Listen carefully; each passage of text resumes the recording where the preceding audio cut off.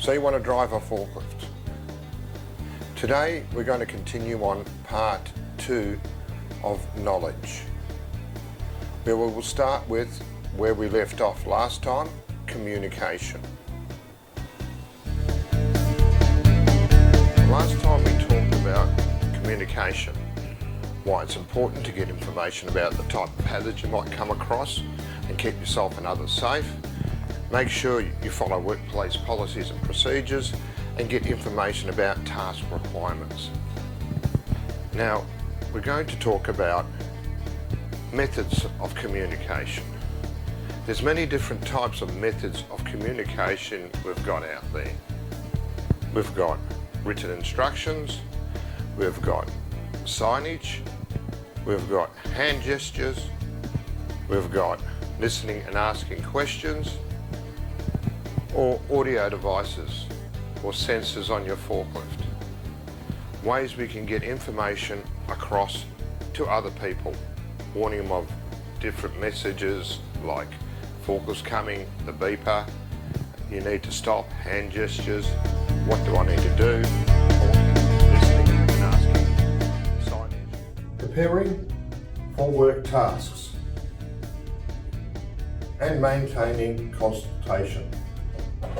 Why would you maintain communication in the workplace? Because the environment is constantly changing. New hazards could be in the way, other people could come in, new methods of traffic control or management could be put in place. You'd want to update your safe work procedures. SWAPs, safe work procedures. Safe work procedures tell you about the risks involved in doing certain work tasks, outline the controls that can be put in place to help you do the task safely. They're usually written as a set of basic steps for workers to follow. They're usually implemented before the job starts. You're working on a construction site, you're working in a factory, most likely in a factory, the SOPs or SWAPs will be put in place before the factory even opens. And they'll be constantly being adjusted, and that's why you'll need to maintain communication along the way. Weather conditions. Weather conditions can affect the performance of your forklift. Snow and ice, slippery ground, ice on the ground, you'd want to use chains on your forklift. You want to adapt your driving to the conditions of the environment. Strong wind can lay your forklift over. You put a load up in the air, you get a good gust of wind, and your forklift is tipping over sideways. Lightning, electrocution, death, water on the operating surface. Most forklifts are designed to drive on dry surfaces, dry, flat, solid surfaces. You put a bit of water on the floor, it's like dropping grease for a forklift. They will slip and they will slide. You should not drive a forklift if the ground conditions are wet. You drive slowly if you have to drive. You drive carefully. You avoid ramps and slopes. Heat. Heat's something that we worry about here in Victoria, and probably the rest of Australia as well. If you go to Central Australia, heat could be an issue driving a forklift.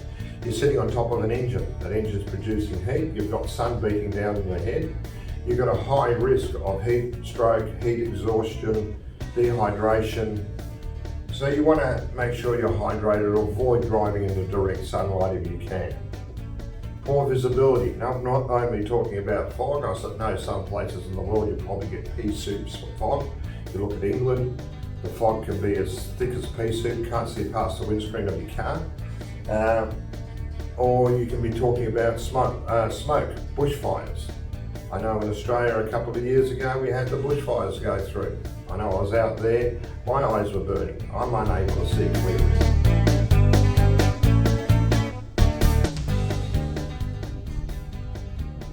Before you start work, you want to make sure your risk control measures are put in place. You're working in a dark area, you have sufficient lighting so you can see clearly, so you can work safely. Pedestrian exclusion zones and vehicle exclusion zones are put in place. Keeping your forklift separate from other people, keeping your forklift separate from vehicles. Dangerous goods. You want to make sure they're isolated and stored correctly. Always check with your MSDS or SDS. Clear paths of travel. Explore your pathway. Make sure there's no obstacles in the way. Make sure there's no pedestrians. And if you do need to set up exclusion zones or barricades or signage, set them up at that stage. Communicate everything you've done to the supervisor, your team leader. Make sure you communicate everything you've done to any appropriate people within the area. Make sure all obstructions are removed. You do that also in checking your path is clear. Getting on and getting off your forklift. Every forklift worldwide is a left-hand drive. So you mount your forklift from the left-hand side of your forklift. Don't get on the right-hand side. Your controls are on the right-hand side of the forklift. It's like jumping into a car from the passenger side. No matter where you are in the world, you always get in from the driver's side to drive a car. 3 points of contact. 2 hands, 1 foot. Maintain control over your body weight. You won't slip, you won't end up hitting the forklift with your face, falling on the ground or jumping off, twisting an ankle, even landing on the ground, breaking a leg, or even worse. Never use the steering wheel as a lever point. The steering wheel moves, you can slip, you can end up hurting yourself. Never jump off the forklift. Always face the forklift when getting on and off. Always check that the footholds haven't got any slip hazards like water or grease or mud on the controls. Do not grab the steering wheel. Logbook. Every forklift must have a logbook attached to it to do your daily inspections. You want to make sure the logbook's the correct one for that particular forklift you're using. Your daily inspections have been carried out on the logbook. All reported defects have been repaired. The logbook is current and up to date. Scheduled maintenance and daily inspections have been carried out. You want your forklift to keep running safely. Pre-start checks. It's important to check your forklift is working properly and is safe to use. They're dangerous at the best of times. If you jump on the forklift, you've got a hydraulic leak, your steering's not working properly, your brakes are failing. You want to make sure these items are working properly before you can start your forklift job operations. It can lead to serious injury and death if you do not check your forklift. You lose the loss of brakes, you run through a group of people, you lose your steering wheel, you get thrown off the forklift, anything can happen. And if you find anything wrong with it at this stage, if you're not qualified to repair it, you haven't got the authority to repair it, do not repair it. You tag the machine out of service. You put a service tag on it. You remove the key. You report the problem to your supervisor and you write the problem in the logbook. Some pre-start checks you should do. I cover your pre-start checks in later videos. But these are some of the things you should check on your forklift.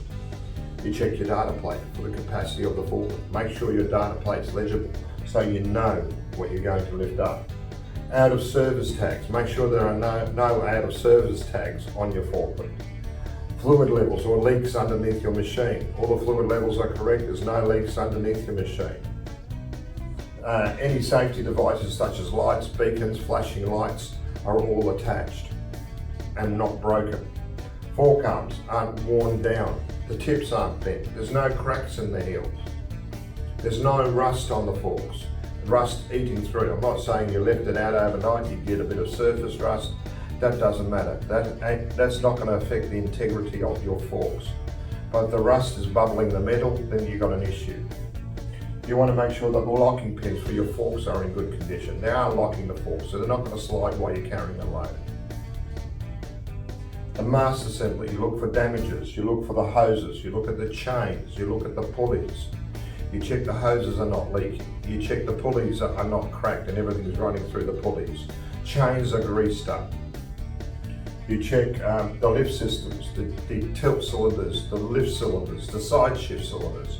You check again they're not leaking, there's no abrasions, they're not being bent. Now tyres, now two types of tyres you can have on your forklift. You can have pneumatic tyres, you can have solid rubber tyres. Similar checks you do on both. You make sure the tyres are not worn down to the wear limit line. You check the tyres are evenly worn. You check the tyres have no chunks missing on them. You check the tyres are securely fitted to your forklift. One more check, if they are pneumatic tyres, you want to check the air pressure on your tyres. Overhead guards, all guards on the forklift need to be checked to make sure they're doing their job.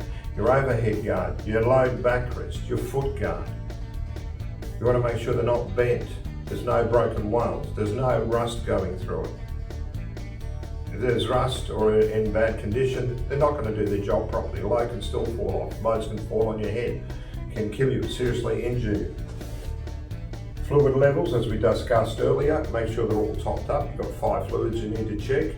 You've got your engine oil, you've got transmission oil, you've got brake oil, you've got your hydraulic oils to check. You make sure your coolant is sufficient so your machine doesn't overheat. Battery, depending on the type of battery. Some forklifts have sealed batteries. Well, if you have a sealed battery, you'll have an indicator on it. Generally the light is green, it's good to go. Otherwise, you check the water levels on your battery. You check the terminals are connected properly. There's no corrosion on your terminals. You check your battery securely fitted in the cradle. Check the logbook. Make sure it's the right logbook for the forklift. You check the seat and a seat belt. Seat belt, a couple of checks you'll do on it. You make sure it clips. You make sure it locks. Give it a jerk. You make sure it's not torn or any stitching missing on your seat belt. Mirrors are adjusted and cleaned. You check, you make sure you're familiar with all the controls. Check all your controls. Make sure they're working. There's no pins dislodged. There's no broken springs in the levers. They are fully functioning. Everything that clicks and clacks on your forklift, it's clicking and clacking like it should be. You check your gas bottle. Now, depending where you are in the world, some have compliance plates, some do not. I know in Victoria we don't have a compliance plate, but we do have a date code on the bottle. We check the date code on the bottle, you make sure it's within 10 years of the check date. You also make sure you've got gas for the job. You also make sure the gas bottle is securely fitted to the back of your forklift. No hoses are leaking, you can't smell anything. Wheels and tyres. As I said, there are 2 types of wheels you have on your forklift. You have pneumatic, you have solid rubber. On pneumatic tyres, same thing you check on solid rubber, except you need to check the air pressure. You check they're not worn down, evenly worn, no chunks missing, and they're securely fitted, and air pressure.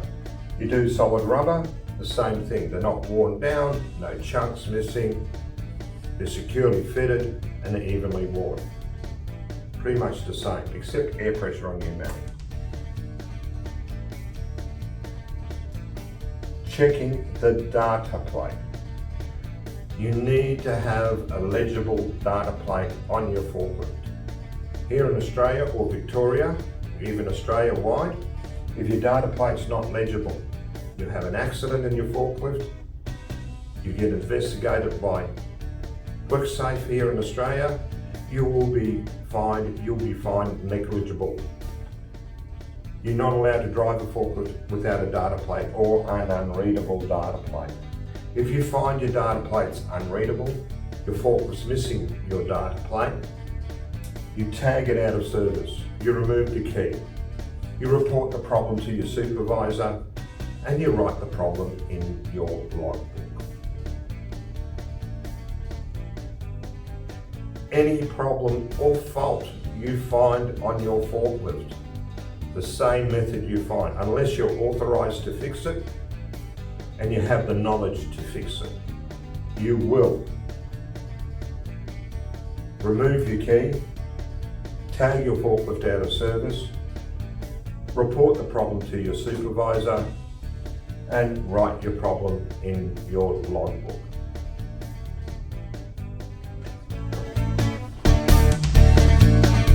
As we explained in the beginning, what is a forklift?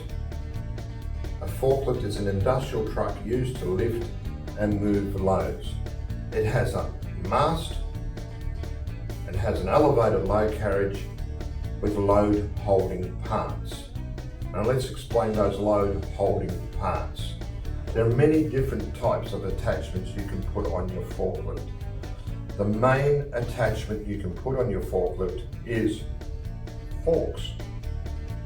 But forks may not necessarily be right for the job you're doing at the time. So there are different types of attachments you can put. You've got bail clamps, carpet spikes, drum lifters, carriers, jib attachments, paper roll clamps, personal work platforms, rotators, slippers, extensions, depending on the lingo you say in your country or in your state or in your company. Now some pictures of some of the attachments you can have. Personal work platform. You get in there, you can carry people. All you can do though with the personal work platform is lift people up and put them down again. You cannot travel with a person inside the guard cage.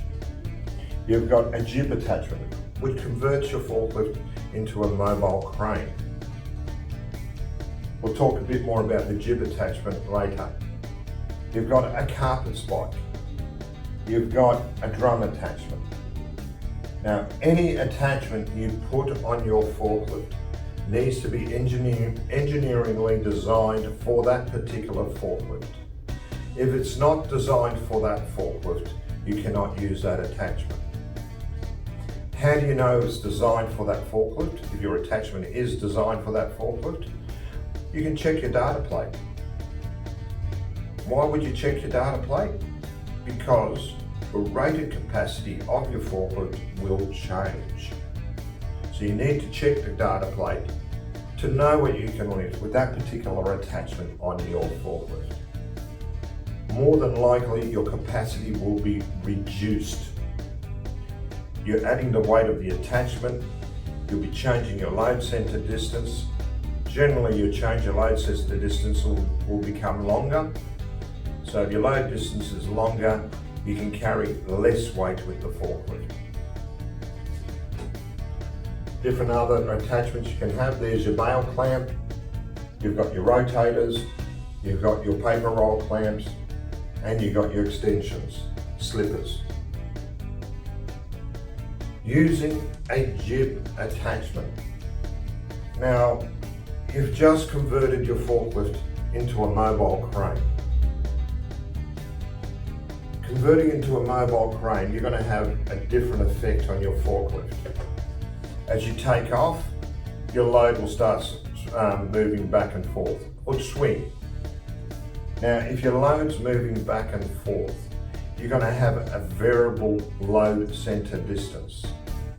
It will increase and decrease, increase and decrease. What effect will that have on your forklift? Well, it's going to make it unstable, your forklift. The capacity you can lift is going to vary. It's going to vary. There will be a reduced stability to your forklift. So you want to be traveling slow with a jib attachment, making sure you maintain that swing under control as you drive.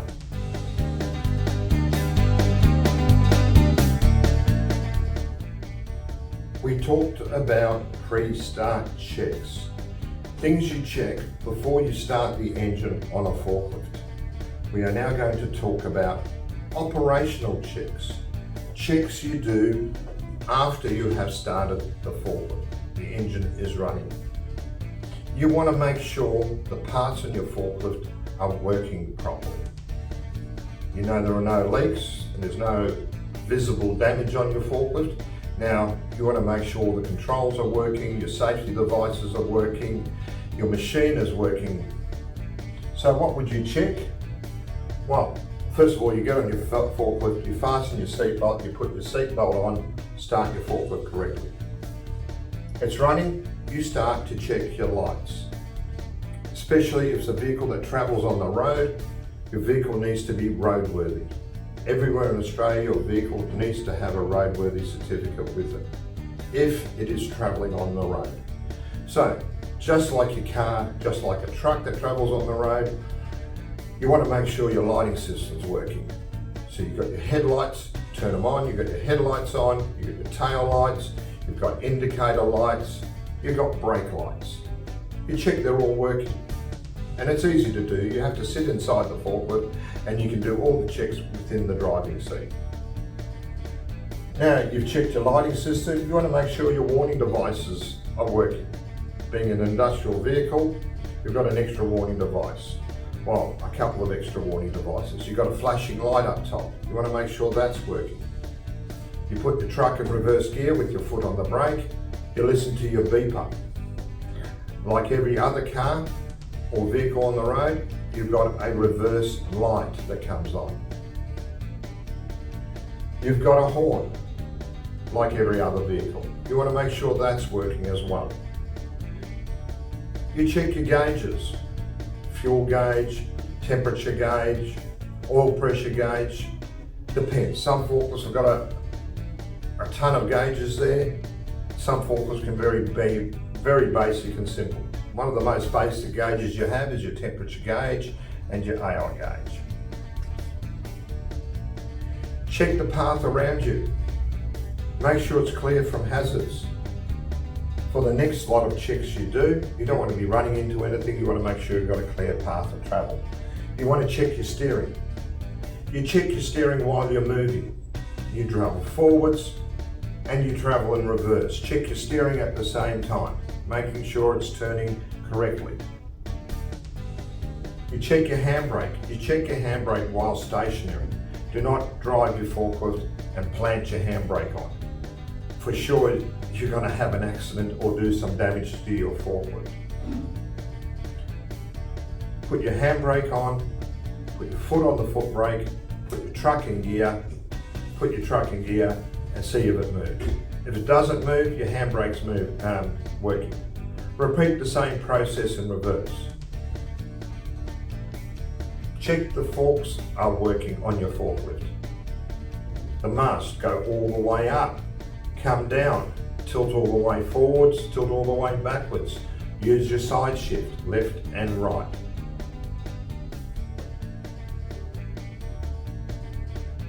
Reporting faults and recording faults.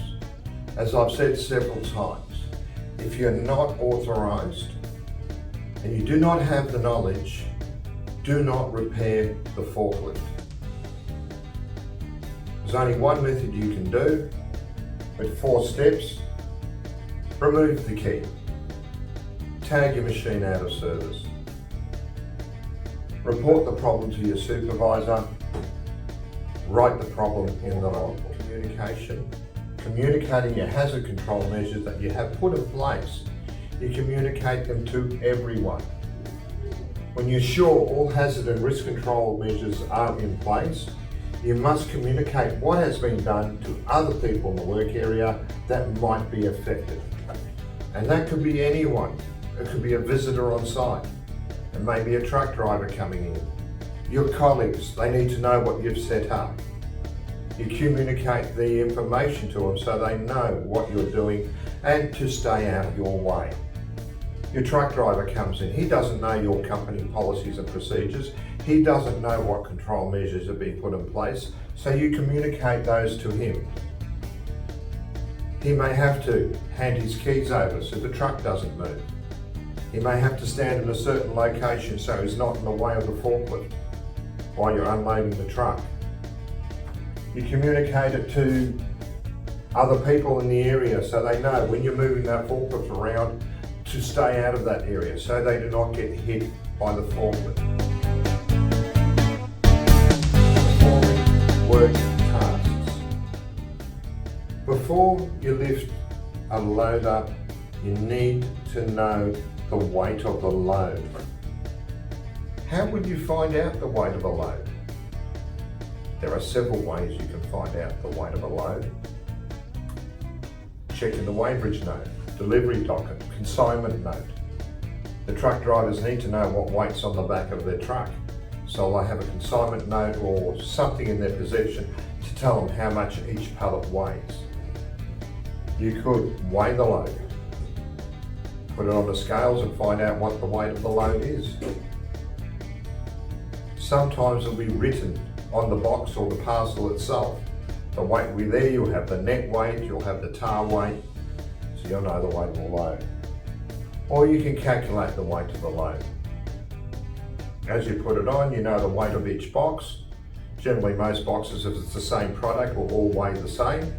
So you know how many boxes, calculate how many rows by the height, and add the pallet in. You can use a common table of weights. Now the common table of weights are accurate to a certain degree, but not always accurate. If it's coming to timber, if it's coming to soil, a common table of weights generally does not help you out. Timber could be freshly cut, it could be old timber. Freshly cut, it's got a lot of oil in it, it's still very fresh, and it will weigh more than something that's 10 years old and dried right out.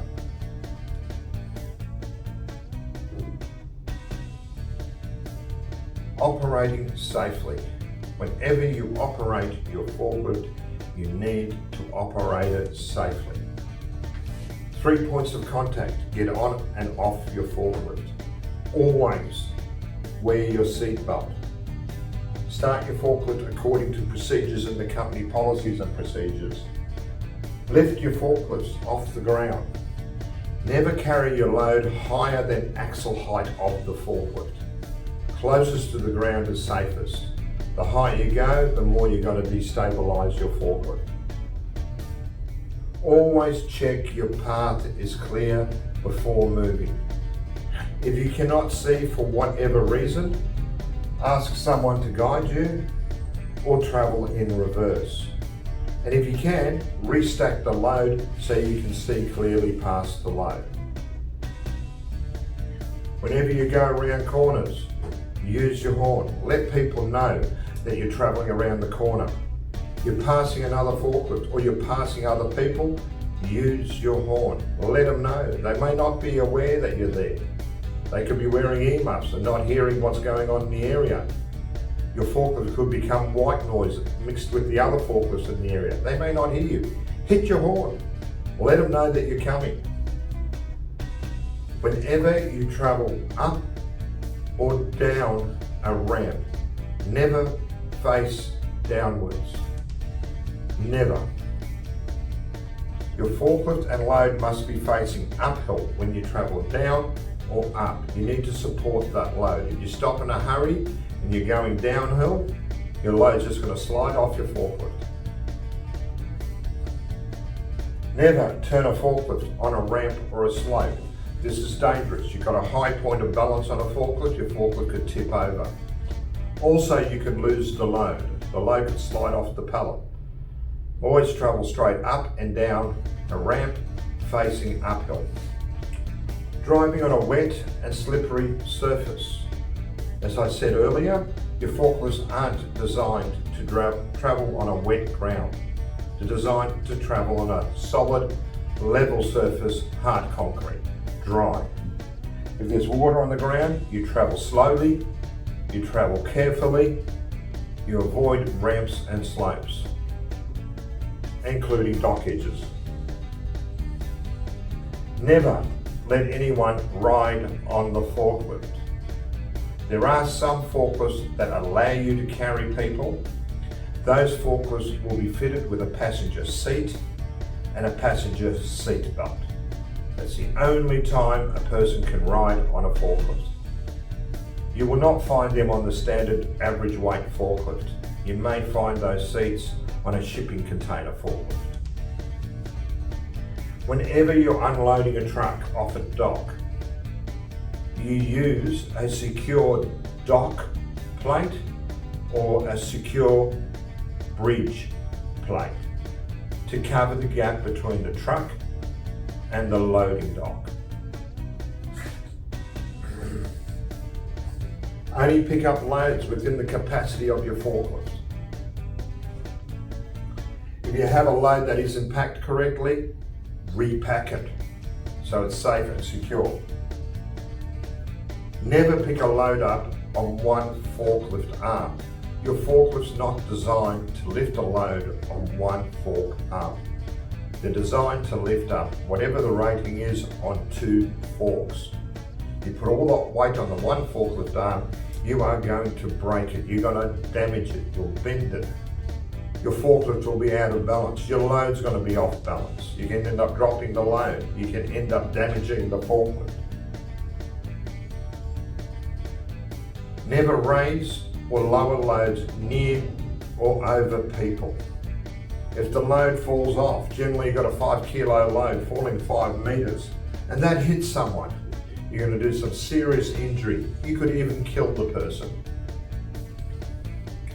Always keep your side shift in the middle when traveling. You travel with the side shift over to one side or over to the other side, again, your forklift is going to be unbalanced. If you take a corner a little bit too fast, it's going to lean, it's going to tip. Whenever you're stacking pallets on top of one another, there are 3 basic steps you've got to take. The first step is to check the ground. Is it solid? Is it level? The second step you take, find out which is your heaviest pallet. Place the heaviest pallet on the bottom. The third step is never stack it too high. Make sure it is stable to stack. If it's not stable, over time that pallet will collapse, will end up on the ground. Now there are many causes of forwards tipping. We're only going to cover some of them here. Okay, forwards tipping can be caused by overloading your forklift, braking hard, incorrect use of mast tilt, travelling the wrong way down a slope or a ramp, travelling the load raised, hitting any overhead obstructions, the load's not balanced properly on your forklift, the load centre is too far forward, or the load's not pushed against the heel of the forks. Sideways tipping, driving too fast while turning, turning on a ramp or a slope, driving with an underinflated tyre, turning with the load raised in the air, driving with the side shift moved to one side, driving with an unbalanced load. There are many more reasons why your forklift can tip over forwards or backwards. We've just covered some of the most common reasons why you end up tipping your forklift.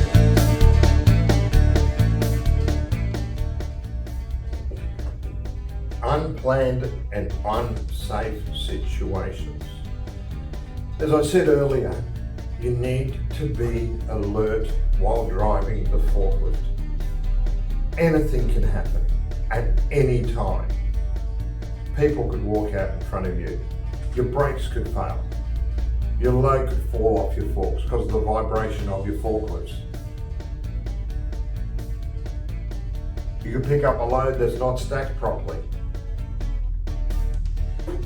In the event of a brake failure, how would you stop your forklift? There are several ways you can stop your forklift in case of a brake failure. You could use the load itself, lower it to the ground, use the momentum of the load to slow you down, the weight of the load. You can pump the brakes, see if they come back again. You can use your reverse gear. Most forklifts will take the punishment in reverse gear. Ultimately, if none of that works, you would use your handbrake to stop the forklift. But remember, alert other people that you're out of control.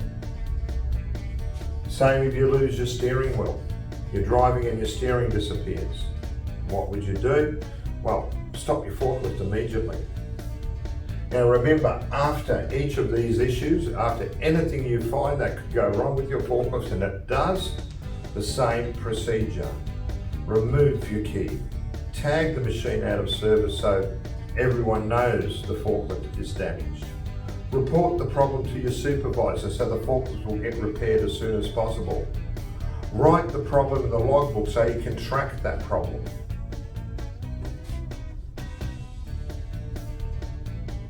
What would you do if your forklift hits power lines? There is a procedure, providing you haven't been injured or worse, killed, while you attempt to break connection of the power lines. If you can't break connection, the forks could have been welded on, you stay on the forklift. You don't touch any metal parts of the forklift. If you can't stay on the forklift, look around you. Make sure there's no water or oil on the ground. Jump clear from the forklift. Don't touch the forklift and the ground at the same time. Hop, shuffle at least 8 meters away. Warn others to stay at least 8 meters away. Once the power has been switched off and the situation is under control, report the situation to your supervisor and make sure the forklift gets checked by a competent mechanic before you use it again. What do you do if the forklift is tipping over? Above all, above anything you do, you stay in the forklift. You brace yourself. You lean the opposite way the forklift is tipping. You wait till the forklift lands or stops falling, then climb out. Never jump from a tipping forklift. You have a high risk of ending up underneath the forklift and being crushed. There's not too many people I know that have survived 4.5 tons landing on top of them. Stay in the machine. If there is an emergency on your work site, you need to tell people about the emergency. Who would you tell? Well, you tell your people of authority, your manager, your supervisor, your team leader, OH&S representative, if you've got one, other workers, there could be visitors on site. They all need to know there's an emergency. And you need to contact emergency services. There are things you should tell them. You need to tell people that there is an emergency. You need to tell people where it's not safe to go, and you need to tell people what the emergency is.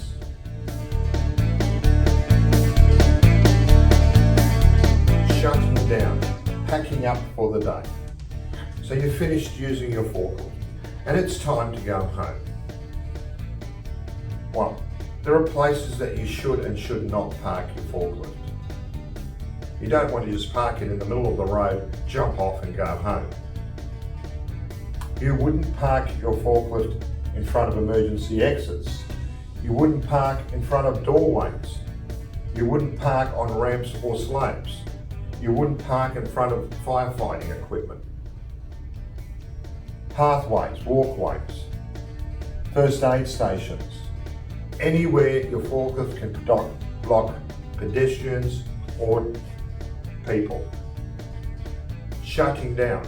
Although I have covered shut down in a later video, there is a basic procedure in shutting down your forklift.